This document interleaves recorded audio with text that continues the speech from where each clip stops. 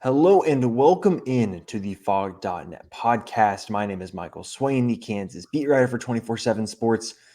Joined like I am every Sunday during the football season by Kevin Flaherty. We're going to break down KU's 43-28 loss to Texas Tech on Saturday night. Kevin, let's just jump right into this. What happened? What did you see from your perspective? I'm sure there's a lot of things we can get into individually, but I guess big picture, what the heck happened in Lubbock? Yeah, I thought it was really interesting. We didn't get a chance to see their halftime interview with Lance Leipold, but they referenced it on the broadcast and said he wasn't worried and he felt like, hey, Kansas cleans up a couple things, they'll be just fine. And I think the unfortunate thing for Kansas was it just wasn't a clean night. When you look at the penalties, when you look at some of the turnovers, some of the decisions made, um, rush lanes, guys getting out of their rush lanes on Tyler Shuck and different things like that. It was something where you could see what Leipold was saying at halftime, like, hey, we are playing, not our most polished brand of football right now, is what he was saying. But, just make a few things a little bit better, and Kansas is going to win this game. Unfortunately, Michael, that just didn't wind up happening. Yeah, I agree. I think sloppiness and just lack of rhythm is really what kind of doomed Kansas. For me, I look at the game and I think it's a mixture of a lot of the issues I think you've seen pop up as KU has started to lose games. Obviously, there's a bit of the slow start, right? Where you needed a fourth down play to go 66 yards for you to score. Obviously, you don't give that play back. That's a great play and read and everything about it. But you're still in a fourth down and one in your own territory that you have to go for it. And then the drive stalls, you miss a field goal, and all of a sudden you're really down three scores. And I think that's a bit of what you saw, early in the season in some of those road games, not necessarily the best start. And then in the second half, you look at it being a little bit like the Baylor game where KU needed to get a stop to be in the game, and they let up a big play. And it really limited what KU could do, where all of a sudden you're down 8 instead of down 5. And I think that's a challenge. And then also the tempo. So I think you put all these things together, and it's a lot of the issues I think that you've seen from Kansas this season kind of all coupled into one, where early in the year, KU could overcome those deficits, but KU can't overcome those deficits when you commit a Lance Leipold era high 10 penalties, Yep. the most penalties KU's committed since September of 2020 under Les Miles. Like, overall, not a crisp game, and KU's still a team that needs to play complementary football. And I think just that's the issue with a game like this, where I wrote about it post game, but the team never got in sync, right? Either the offense was playing well and the defense wasn't, or the defense was playing well and the offense wasn't. And then there's just special teams mistakes mixed on in there. So I think overall, it's just one of these games where, KU just wasn't sharp, and KU's not at the point now where it can not be sharp and still win Big 12 road games. They need to play pretty crisp football and not turn the ball over and not make big mistakes. And I think there's too much of that happened. So I'll start on the offensive side of the ball, because I think that's where maybe there's the most room for argument or discussion. What do Yep. you think of the overall offensive performance? It was uneven, and I thought it was interesting. We talk every week about complimentary football, don't we? But there was a period, and friend of the show Scott Chasen brought this up. Actually, there was a period where Kansas went 4 defensive possessions without allowing a Texas Tech touchdown. Texas Tech scored 3 points over those 4 possessions, and Kansas didn't score on any of them. And so you're in a position there where, let's say you take 2 of those 4 drives down for touchdowns, that's, an 11-point margin that you have for your team. And instead you actually lose ground. And so I thought that was the thing was, and I thought, you making that point was really accurate, that when the offense was on, the defense typically wasn't. And when the defense was on, the offense typically wasn't. I thought, one of the things that we talk about sometimes is, good quarterbacks make plays, great quarterbacks get you out of bad plays. Mm. And I thought that Jason Bean, for the good moments that he had, for the plays that he made, um, and a lot of times when we think about getting you out of a bad play, it's Bean's touchdown pass, right? Where you make a pass rusher miss, you run around, you throw across your body, and you find somebody. But sometimes getting out of a bad play is just throwing the ball away.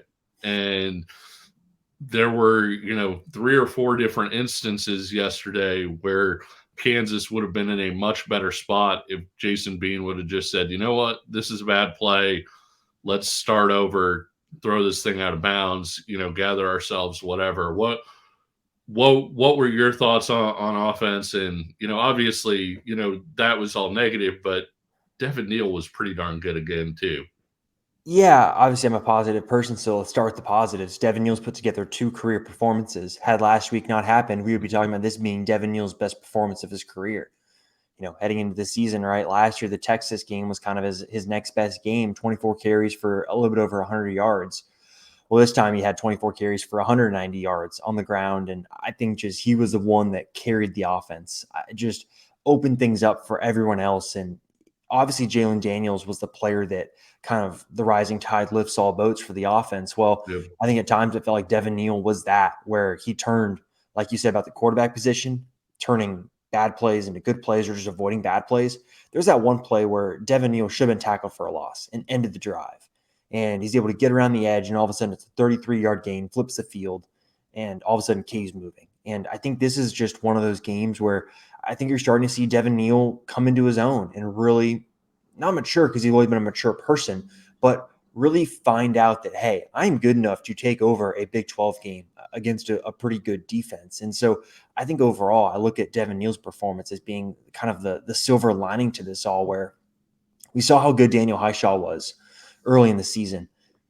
And now all of a sudden you're seeing Devin Neal kind of do his own version of what Daniel Highshaw did early in the season. And it's just huge for this offense to think that you've got a minimum 1 more year left of him, right? He'll be a junior next year. Who knows if he'll stay around after that. And obviously Highshaw will be back next year as well. And it's pretty exciting to think about what that could be in the future. But I think your point about Jason Bean is pretty accurate. There were 3 or 4 plays, like you said, where you're scratching your head like, what in the world were you doing? There's the play where he runs out of bounds to the near sideline Yep. on a 2nd and 3, loses 4 yards. All of a sudden, it's 3rd and 7. You just single-handedly took yourself out of a manageable 3rd down to make it a 3rd And and he long. and the pressure wasn't super heavy on that play. I No, mean, he had time to get rid of the ball and didn't. exactly. And those are the plays I think that you see maybe the differential between a Jalen Daniels and a Jason Bean. I think the interception at the end of the first half, I think you want to talk Yeah. about, sliding doors moments. That for me is the one. If KU holds the ball there, goes into half, only down 3 points, all of a sudden you're looking at it and saying, wow, KU could tie the game with a field goal. And if KU does that first drive that they had and Jacob Borchilla makes the kick, all of a sudden you're tied, right? Yep. And you've got some momentum. So I think for me, you look at the offense, and obviously Jason Bean, I've said it, is you can win games with him, and KU did last week, and I was of the opinion that he deserved to start this week. Well, I think now you've got enough room to say, all right, if Jalen Daniels is 100% healthy and ready to go, I think he's got to be the one that starts against Texas, and that's fine, right? Each week you get more data points and see more from the quarterback, and I think this is one of those moments that you saw. This is why Jason Bean was the backup, and that's not a bad thing, right? Jason Bean is still a good quarterback. There are other teams in the Big 12 that probably wish they had Jason Bean. I'm sure Yep. Oklahoma State and Iowa State both wish they had him, and I'm sure there are some other teams too that wish they had him. But it's just one of those deals where I think he just left a little bit to be desired on Saturday. Yeah, I thought the offensive line did a pretty solid job, especially against a team that can get after the quarterback the way Mhm. that the Texas Tech could. And I thought the receiver group, I don't know that we talk enough about those guys, Mm. and I'll include the tight ends in with those guys too. It's always somebody different, right? Like there are some weeks where it's Luke Grimm that's, converting 3 third downs for you in huge plays. LJ Arnold, I thought was excellent. Obviously, in that first half, Quentin Skinner making the touchdown catch that he made. It's funny because when you think about Quentin Skinner, at least heading into the year, all the talk on him was, well, he's 6'5" and he's one of the fastest guys on the team. And so you just think, hey, this guy deep threat, whatever else.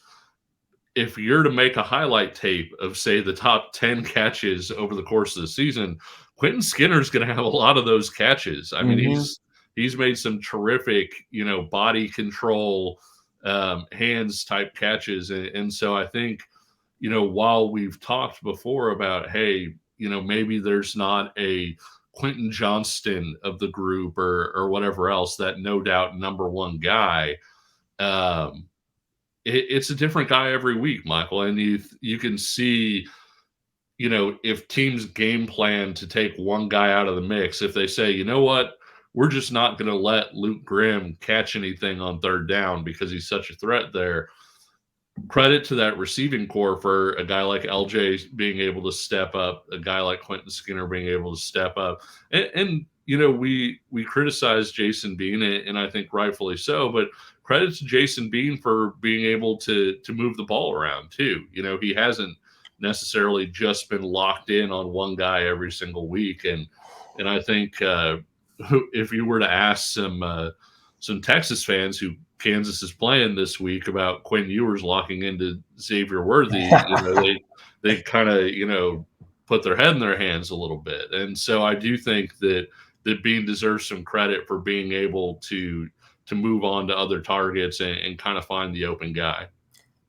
You say that, and as you're saying this, all I can think of is Jared Casey wide open on that fourth down. Oh yeah, I think it was maybe first quarter, late first quarter, that he was play locked where in on that flag route, yeah, on the corner route. and Jared Casey's just wide open over the middle. That man, Jared Casey, on fourth down. I don't know, I'm being sarcastic here, but I don't know why he'd go to anywhere else. But Jared Casey on fourth down after the last two fourth down plays that he's converted. I think you are right. The wide receivers were good, and I think you look at the skill position players, and I don't think you can blame them at all. They all did their jobs, right? Devin Neal got enough yards. The wide receivers are pretty open. I think you just look at this game and say, man, you have to.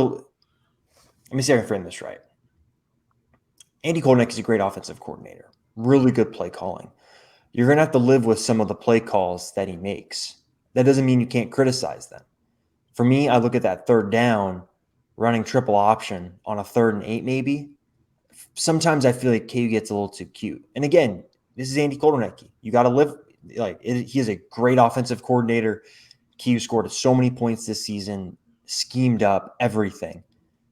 Every once in a while, I kind of look at the decision making and I say, did KU get a little too cute there? And I think for me, I look at this game and I think the offensive line was decent. I don't think Bryce Cabledew had a very good game. I Yeah, felt like a lot of pressure was coming off of his right side. I think Earl Bostic had a great game. I just look at the offensive line, and all of a sudden you put some pressure on Jason B, and I felt like got a little sped up at times, and as a result, he missed some throws. So I think it's one of those deals where it's kind of just everything being a step off. And I think for so much of this season, the offense has all been in sync, and everyone's felt like they're flowing as one. The Oklahoma State game felt like that. The Oklahoma game felt like that outside of kind of that little stretch in the first half. I just look at this game and say, man, of all the times to have the offense be out of sync and to commit a lot of penalties, this was not the week. Because I think if you go into the game and you say, hey, KU's defense is going to get 2 stops each half, how do you feel like what do you think KU's chances of winning are? I say somewhat decent, right? You're telling me you're going to get 2 stops outside of the end of half. It's pretty good considering where this defense has been and how good Texas Tech's offense can be when it's rolling. So I look at this game for me, and I don't know if you can really pin the blame on anyone. Just the whole team as a whole wasn't good enough. And yeah. I guess for you, what'd you make of the defensive performance? I've got more thoughts on it, but I'll let you go.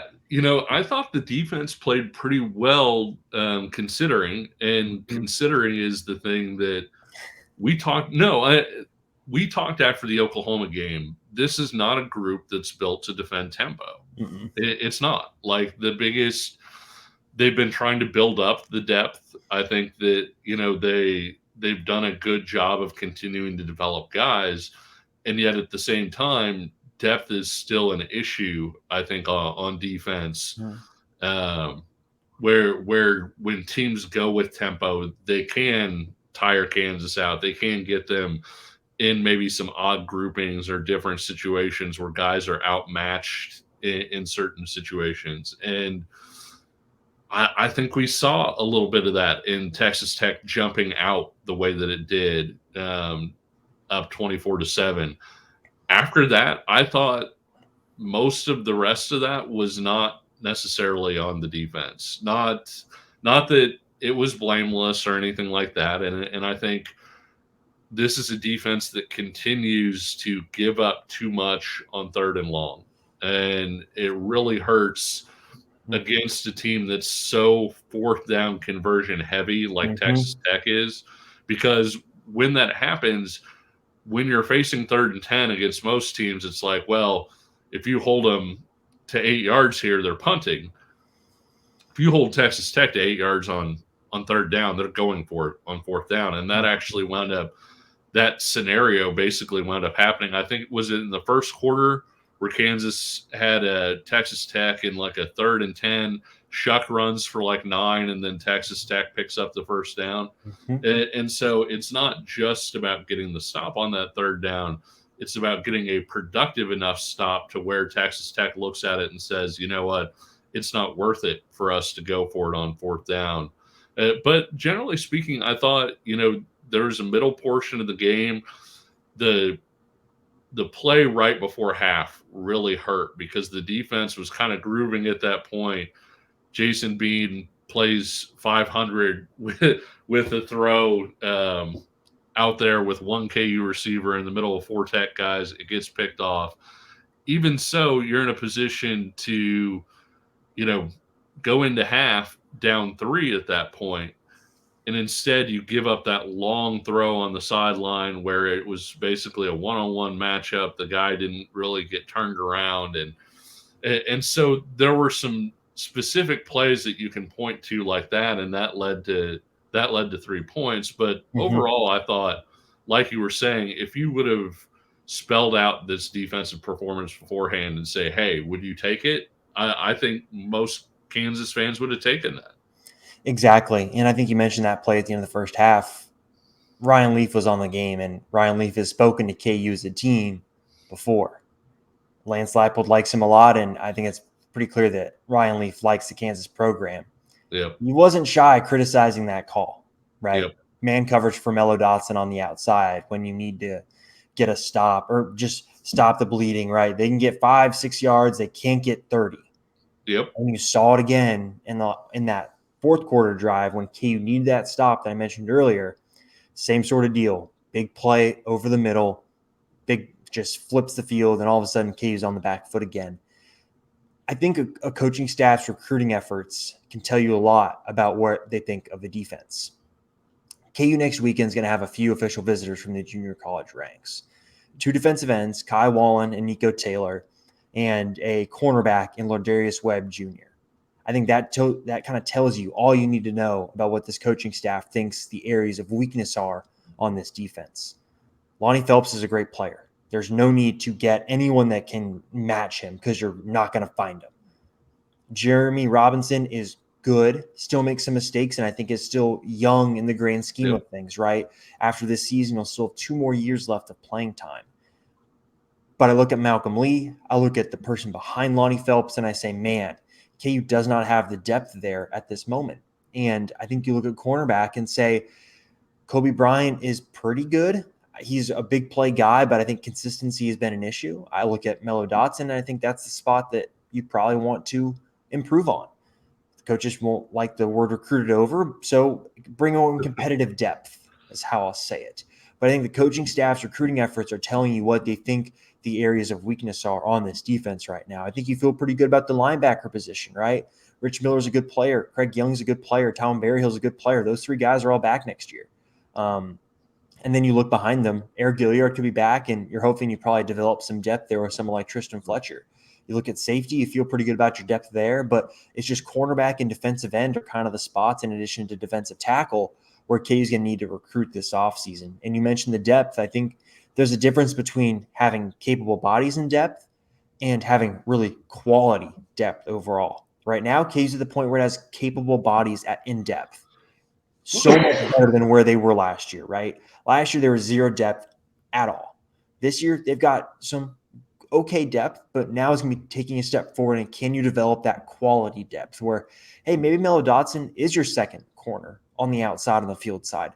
That's a good option to have there, right? Because I think Melo Yep. Dotson is a good player and has good flashes, but it's just one of those deals where maybe there's a better option. And so I look at this defensive performance and say it's about on par with what we've seen this season. There are good moments. This defense plays well in stretches, but there are just times when it feels like it's a hot knife cutting through butter, and that's what it was like in the first quarter. And it's just so hard for this team to overcome those mistakes because offensively, when you don't have Jalen Daniels and you just don't have the explosiveness to consistently, kind of drive in and drive out, do it, right? I think Lane Sapp will talk about this post game.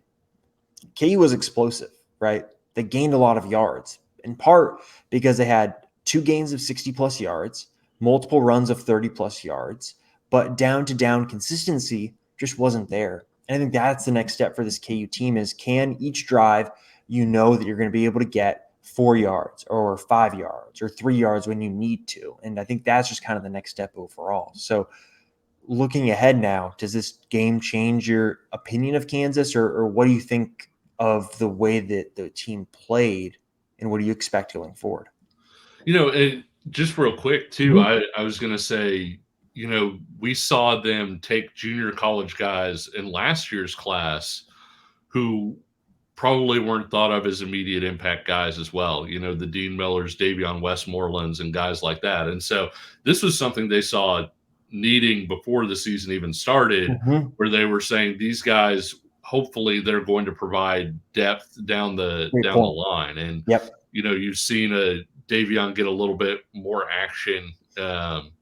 I guess a week or two ago, Mhm. but no. Generally speaking, when you project this team forward, when you look at them, I think you do kind of look at it as it's a long season. I don't think that this is typically a Kansas team that's going to get penalized 10 times. It Mhm. was one of those nights type of deal. But at the same time, I think you look at the Oklahoma State game, and the biggest thing that Jason Bean did in that game was he didn't make the big mistakes, and I'm not saying he was perfect. He did have obviously a terrific run in that game as well.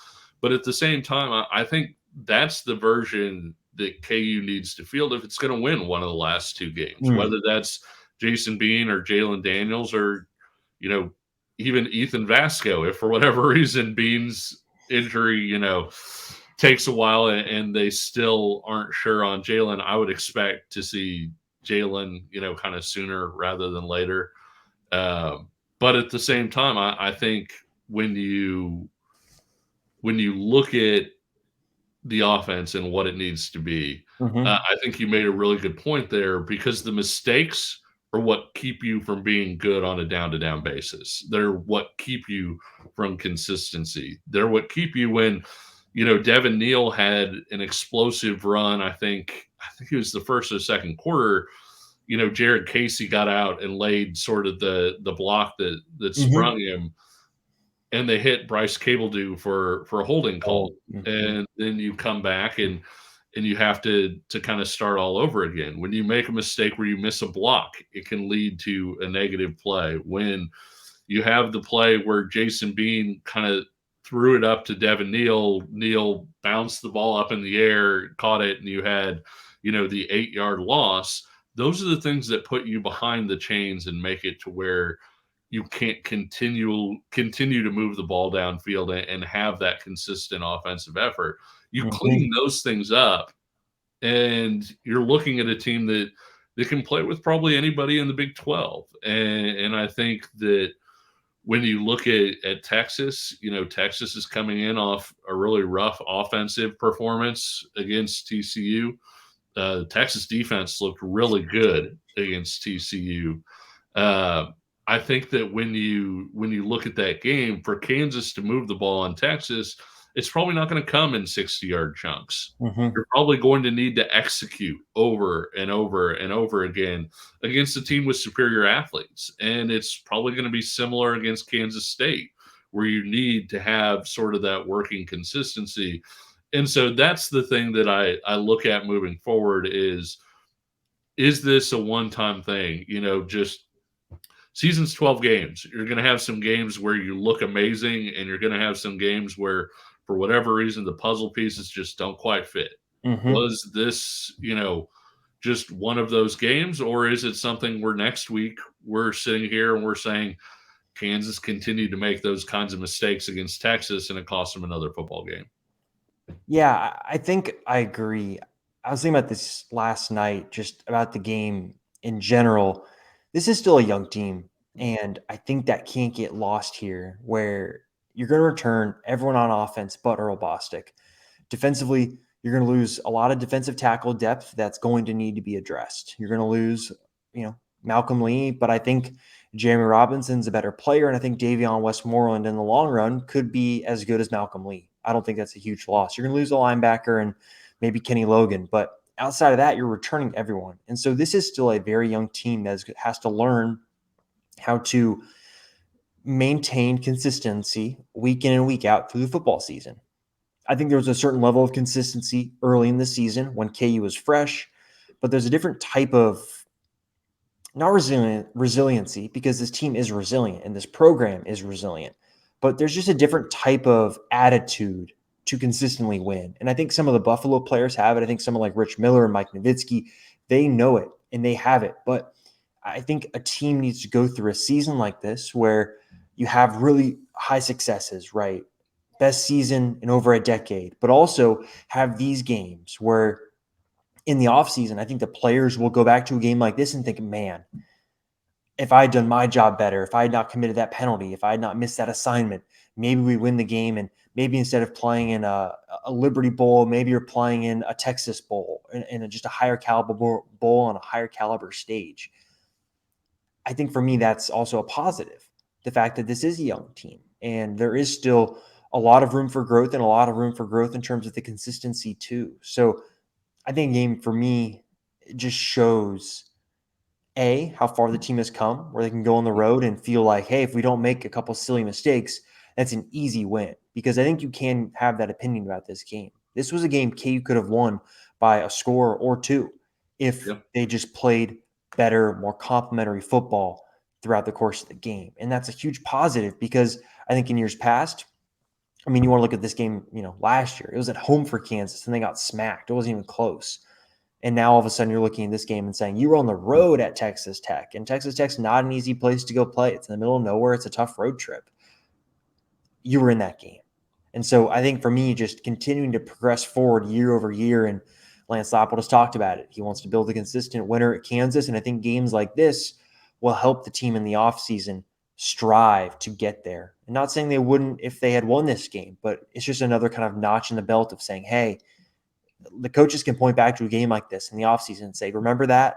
Remember these plays or this discipline? Well, this is why we're doing that drill. So in that game, that doesn't happen, and we win a seventh game, and maybe there's an eighth game there as well. Who knows? So I think for me, young team, still learning how to consistently win football games. And that's honestly just a great place for the program to be in, all things considered. Yeah, I think, we've talked on this show before about how heading into this season, whether or not Kansas won a Big 12 game wasn't necessarily on Kansas. The other Mm-hmm. team had to take Kansas lightly and not play well in order for Kansas to win. And I think that's a really tough thing to hear, but I also think it's accurate. The other team had to come in, play a C game or worse in order for Kansas to be able to Mm-hmm. hang around. Here we are, and there's 2 games still left in the regular season.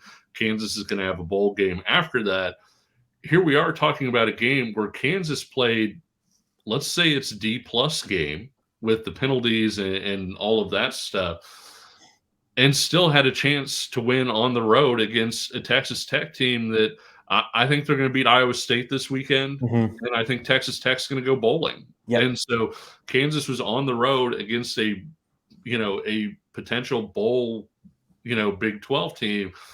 And you can look at it and say Kansas didn't play its best, still had a chance to win. And it's I think we've brought this up so many times, but it really speaks to what Leipold has talked about kind of all along with the whole no moral victories thing, right? Because I feel like 2 years ago, this would have been a moral Oh victory. yeah. Hey guys, Mhm. we didn't even play that great, and we were right there. And and Lance Leipold treats it as guys like this is a win, and if you clean things up, potentially this is a multi-score win, like you said Mm.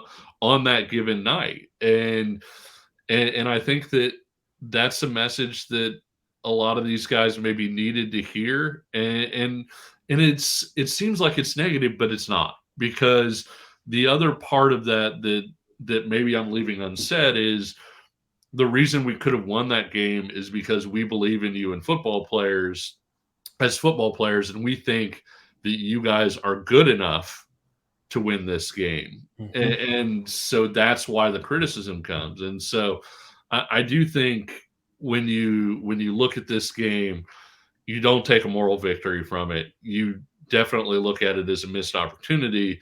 But when you look at the season as a whole compared to where Kansas was before and everything, I do think you see that growth where Kansas had a chance to win a Big 12 road game where it really didn't play super well. Yep. And so looking ahead then, what do you expect for the final two regular season games? I have a weird suspicion about this week against Texas and maybe even K-State, but what are you expecting from this team? Is it obviously there's the bowl practices to come and they can't mail it in because those bowl practices will suck if they Yeah. mail it in, right? The coaching staff will get on guys if the standard is not met over the final 2 weeks. So what are you expecting here for senior day against Texas and then going into the Sunflower Showdown? Yeah, I think Kansas is going to be competitive, and I know that's not what people want to hear. They want me to stand up on the fireplace behind me and say Kansas is going to win both games. But you know what?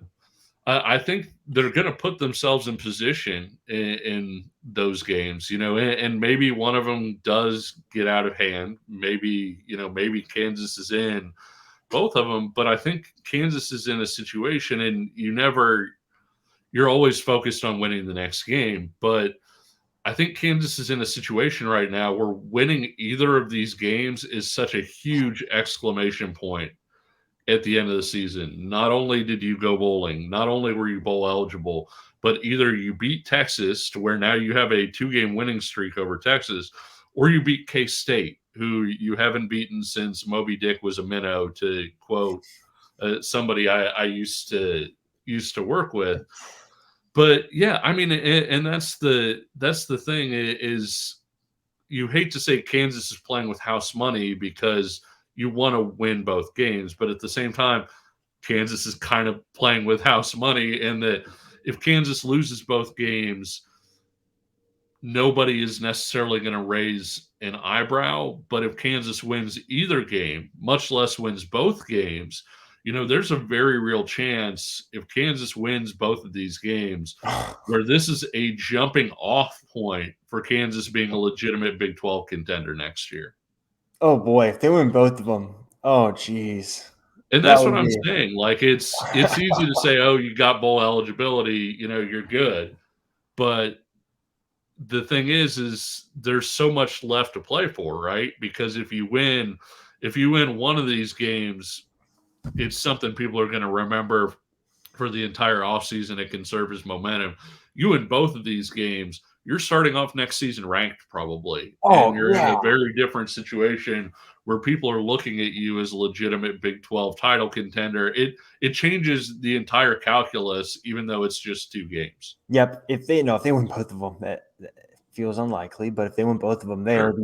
they're last off season's Kansas State, the previous off season's Iowa State, where everyone's like, Yep. they're my dark horse, and then everyone picks them as a dark horse so that they're not a dark horse. But I think for me, But that helps on the recruiting trail oh too. no, Like even if you're a dark horse and you have a 7-5 season or whatever, you covered Iowa State during the dark horse season that did not go well, but it went well for Iowa State on the recruiting trail, didn't it? I mean, they oh won yeah, head to head. They won about 35 head to head battles with K State in that class. I think. I mean, it really helped. And so, and I'm really sorry to cut you off, that's but fine. that's the thing is all of that publicity and everything, yes, you do still need to go back it up on the field. But the flip side of that is having everybody talk to you. And college football is a Mhm. year-round sport, and recruiting is a year-round sport. Having somebody on an April episode of College Football Live being like, who I think is really good this year, Kansas, stuff like that. It only helps you moving forward. It does. It does. And I don't have a good feeling about this Texas game. I look at that Texas front and I see every concern I have about Kansas. I just am like, that's only thing that I think could help Kansas is Quinn Ewers doing Quinn Ewers things, and the fact that it's going to be 30 degrees out and Texas playing north of Texas, in the month of November doesn't usually go well. And I think the Kansas State game's tough because it looks like Kansas State has one of the best quarterbacks in the Big 12, and Will Howard, unless they somehow decide to go back to Adrian Martinez, which would be objectively hilarious. But I think that's what I've got. Any final thoughts on the weekend or heading into the final 2 weeks? No, I think there's a very real lane for Kansas to be right there with Texas, and that's not saying they're going to win the game. That's not saying they're going to lose it, but I think that lane starts with cleaning up a lot of the stuff that we saw this past weekend. If Kansas is in a situation where it's taking the negative plays on offense that it had, you're probably not going to put up a whole lot of points against the athleticism on Texas's back line, against that Texas front that you were talking about. This is a game where Kansas is going to need to kind of, hit this thing out consistently, have those 10 and 15 play drives if they're going to put the ball into the end zone and compete. And so I do think that as much as that loss stunk and you would obviously rather have the win, I think Lance Leipold is going to have a lot of attention from his players this week when he tells them, look, you guys can't do that again and expect to play with Texas this weekend. Yep, I totally agree. And we'll have a midweek podcast with Texas folks talking about the game and kind of getting their perspective on everything. But as always, thank you for listening to the Fog.net podcast. If you're watching this on YouTube, head over to your podcast app of choice and find the Fog of Kansas Athletics podcast, subscribe, review. And if you're listening to it on a podcast platform, head over to the YouTube channel, The Fog, Kansas basketball and football coverage. Crossover season's here. Football games, basketball games, it's all coming thick and fast. Champions Classic on Tuesday, another game on Friday before the Saturday Texas game. And then it's off to Atlantis for the key basketball team before that Kansas State game. So plenty of content coming your way on fog.net in the Kansas YouTube channel. And we will talk to you all again next Sunday.